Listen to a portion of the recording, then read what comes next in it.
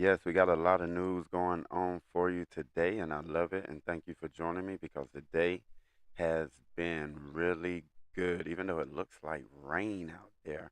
What can you say about that? I mean, if it's going to rain, it's going to rain, but you got to enjoy it, right? That's it. My name is Chico Chad, and I am here to bring you some of the best news that you ever had because I am your host and we are having fun and we are out here. Now, let me tell you what St. Paul got going on, okay? St. Paul residents are weighing in on how the government's going to scale back on smoking weed in public, okay? St. Paul residents on Wednesday testified during a public hearing about a proposal that would prohibit smoking cannabis in public parks and near businesses, the latest effort by a city to put guardrails around the use of recreational marijuana. There's nothing more you can say. You got to have some guidelines. You just can't be smoking weed anywhere. It should be a lounge. They should allow lounges. This is one thing that the state of Minnesota should have thought of. You have bars. So that's discrimination right there. I'm being discriminated against because I'm a smoker. I smoke, but I have no bar to go to smoke. I have no lounge to go to smoke. So that's discrimination against smokers right there. They even have cigar lounges. They have cigar lounges, but you don't have lounges for marijuana and cannabis smokers. I'm suing the state of Minnesota. That's what's up. That's discrimination. That is discrimination. And I don't take kindly to it. I really don't. I don't think it's fair. I don't think it's fair. I don't think it's fair at all. I think smokers that smoke cannabis should have a place to smoke just like cigar smokers. Because we roll them in cigars. Say I'm wrong. We roll them in cigars. The new state law forbids smoking in indoor public places that fall under the Clean Indoor Act, but it does not set perimeters for outdoors, instead, empowering a local governments to make their own rules punishable by petty misdemeanor for violation. Hey, to each city his own. That's all I can tell you. All right. We're going to have a moment of silence for Girl Scout troop that has released a balloon in honor of their friend. The GoFundMe has raised more than $30,000 for her family. A 7-year-old was struck by a car while she was riding her bicycle on Monday. Let's just have a moment of silence. Thank you for all the love that has poured in. And the person said the car stopped immediately and tried to help Penny, but she died from her injuries. Criminal charges are not expected. And that is a good thing that they stopped. So always remember, to all the new drivers out here, if you hit someone, just stop. You don't run. Don't run. Don't run. Let's just have, Penny Thompson. Penelope Penny Thompson, that was her name. So, what is the law when it comes to tinted windows in Minnesota? It helps you feel cool and it helps you look cool as well. Window tint on cars is a popular accessory, but many people are pushing the legal limit. Okay, don't get them too dark in Minnesota. If you get your windows tinted, don't get them too dark. That way, they won't have any reason to pull you over and say anything and search your car and give you drug tests and all that good stuff. So just don't get your windows too dark. I got my windows tinted on my car, and it's just a little light tint, and it helps. That's all. That's all that matters. It helps, you know. So they do have little window tint things. So be careful out there. Unless you have limo tint, the law differs by vehicles. For sedans, the front and rear windows are allowed a maximum of 50% tint, meaning 50% of light shines through. For larger vehicles, the SUV, vans, and trucks, 50% tint is allowed on the front windows, but the back windows have no limit, which means a van can have 5% tint on the rear, nearly blacked out and still within the law. There, the only universal rule is that No limit tent is allowed. No tent is allowed on the front windshields. Pop up tent laws. You can check it out for yourself. Limo law. Law enforcement squad cars and vehicles and transport human remains don't have a limit on front and back windows, excluding the front window. Okay? So they can get their windows tinted as dark as they want it, and it won't make any difference. All right? So be careful with that tint out there, boys. All right. The big question is, why is it so many grasshoppers this year?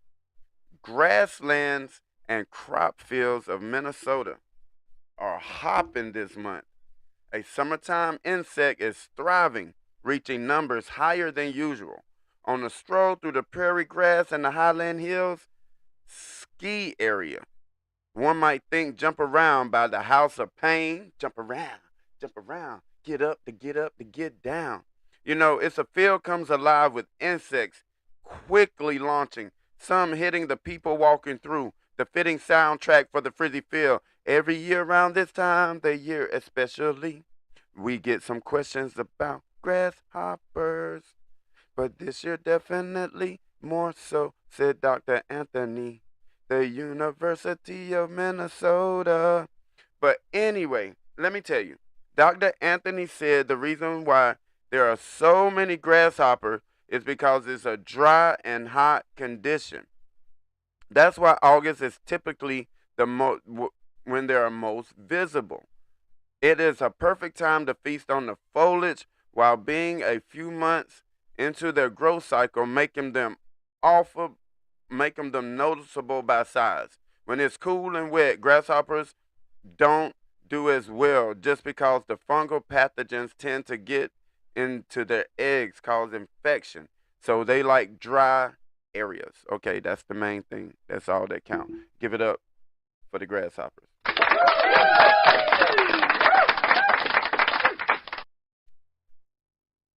We're going to stick with a little bit of Minnesota news, and then we're just going to slide out and check out some more news from around the country. In the White Bear Township of Minnesota, neighbors who live near the Twin Cities manufacturing plant recognized the courage it took for one worker to speak up about health and safety concerns. I'm a training coordinator at the Water Gremlin, and I care about people's health and their livelihood, and I feel our lives are in jeopardy. So someone that lives in the White Bear Township and works at the Water Gremlin has spoken up. And they have made a decision to say something because they care about the people. And that's what I'm trying to tell you.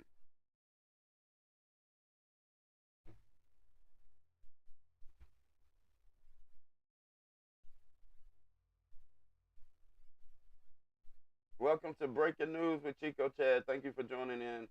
It's very lovely. I appreciate it. We're having fun today.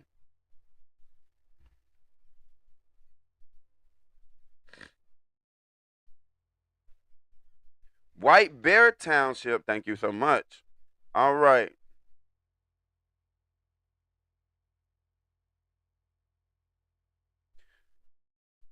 We first heard of the 25-year-old Water Gremlin employee Thursday night at the WCCO investigation. I put too many C's in there. WCCO investigation. So did those who live near the plant and have spent 4 years trying to hold the company accountable. So here we go. My first reaction was just to be grateful, said Kelly Tapkin. This was super important that Stephen came forward, Sherry Smith said. They watched a long-time worker, Steve Warts, blow the whistle on the Water Gremlin. They are part of the Neighborhood Concerned Citizens group, formed 4 years ago after learning about the Water Gremlin's elevated and unsafe release of toxic, cancer-causing chemical into the air for more than 15 years. It's just an additional red flag. It seems that these issues continue to occur.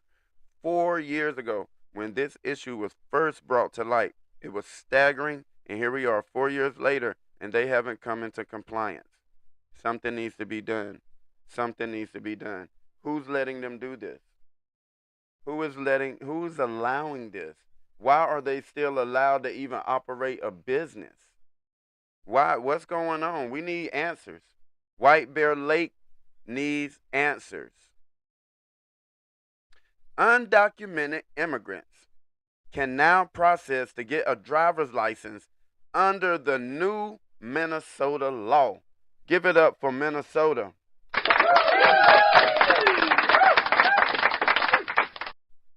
Give it up for Minnesota, everybody.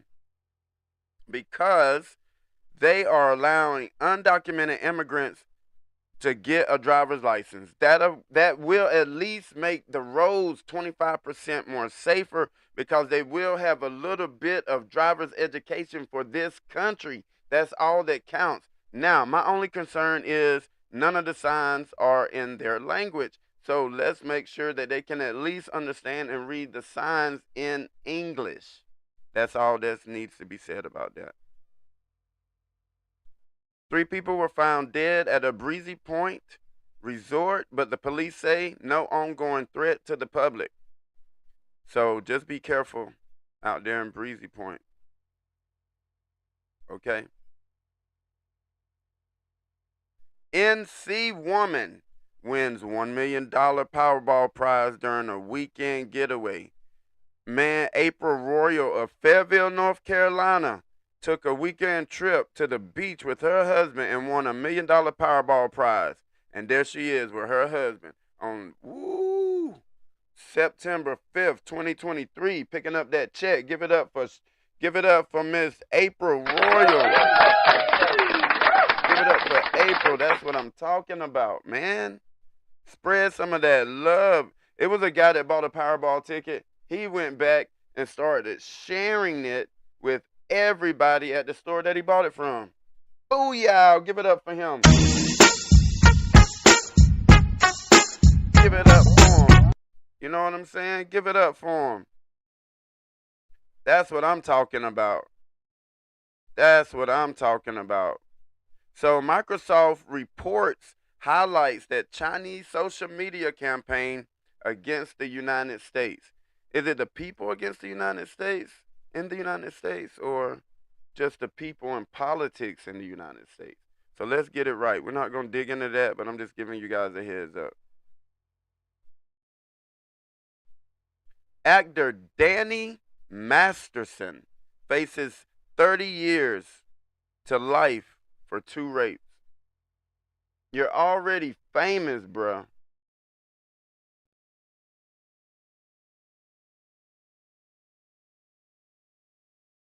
Bye, Danny. All right, let's check out Cher, 77-year-old singer and actress, shared the cover art for the holiday album Cher Christmas on Tuesday. Give it up for Cher, everybody.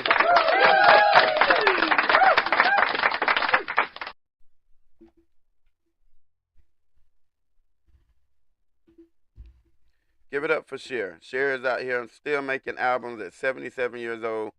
That means she loves what she's doing, and it looks good. Go ahead, Cher. Do your thing, Grandma. Cher has disclosed the album in an interview Monday on Good Morning Britain.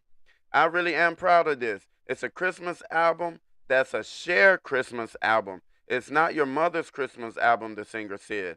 And that's all we need to say about that. So if you're a Cher fan, you need to go out and support her and let it be known that you love her. That's all you need to do.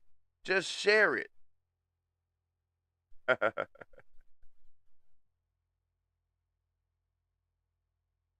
Now, this next story, I am very happy that somebody found something out there, because I went to the diamond mine and I didn't have any luck. But a 7-year-old discovered a 2.95 carat diamond at the Arkansas diamond mine. So they have a crater of diamonds in this state park in Arkansas, and you pay $10 to get in, and you go and you find you diamonds. You go and find your diamonds. They're real diamonds. Officials say the 2.95 carat diamond is about the size of a green pea with a golden brown color. The diamond is the second largest found in the park by a visitor this year. The Munfreesboro Park is mined by commercial diamond hunters before becoming a state park in 1972. So you can go out there and you can find diamonds. It is beautiful. It is a beautiful diamond. Wow. I wonder how much that diamond's worth. Beautiful.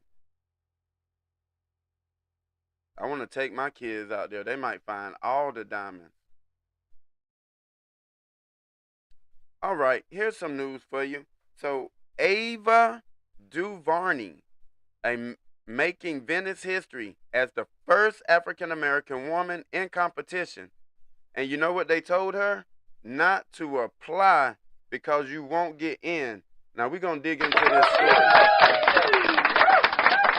At the Venice Film Festival press conference for Ava DuVernay's new film Origin on Wednesday, the director revealed that she has previously been told, do not apply to the film festival because you won't get in, quote unquote.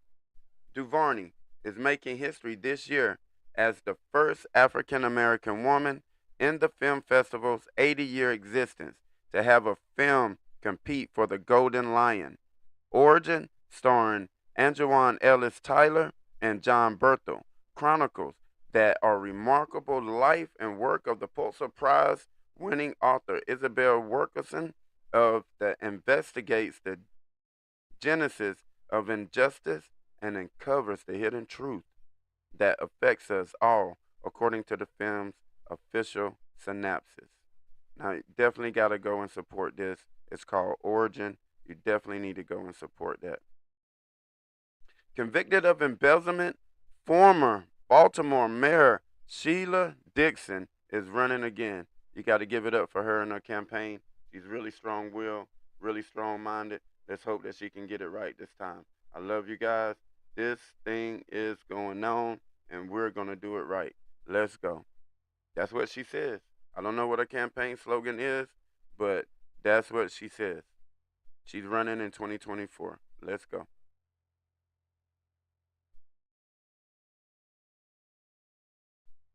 Ravens NFL team is believed to be the first NFL team in history to have an all African American quarterback room. And the Baltimore Ravens are no strangers to being at the forefront of making history when it comes to putting African Americans in positions of great power, influence, and prestige.